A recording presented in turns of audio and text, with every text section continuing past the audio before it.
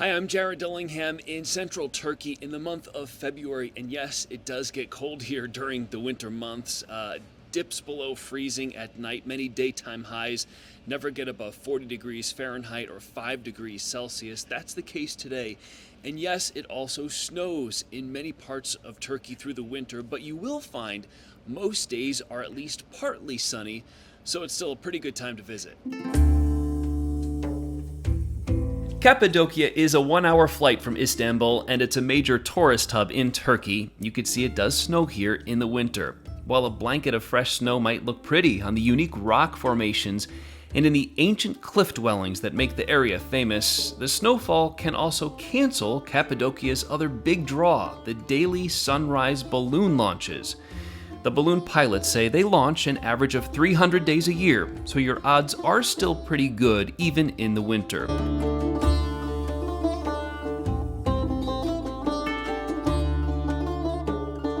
If your balloon trip does get canceled, there's plenty more to do here. Cappadocia is home to a few underground cities carved long ago by civilizations that used them for cover and protection. This one opened in the 1950s to the public. These days, you can walk through the labyrinth of carved underground passageways, some of which are very narrow and only about 4 feet high. The rooms were carved out to use as storage facilities, kitchens, wineries, churches, and more. Temperatures remain the same underground no matter the season.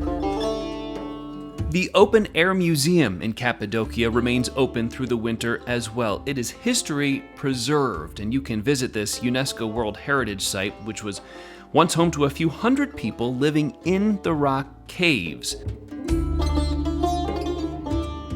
Even if it's cold, the horses and ATVs still head out each day through the winter, bringing tourists up close and personal to the unique rock formations and cave dwellings around the town of Gorum.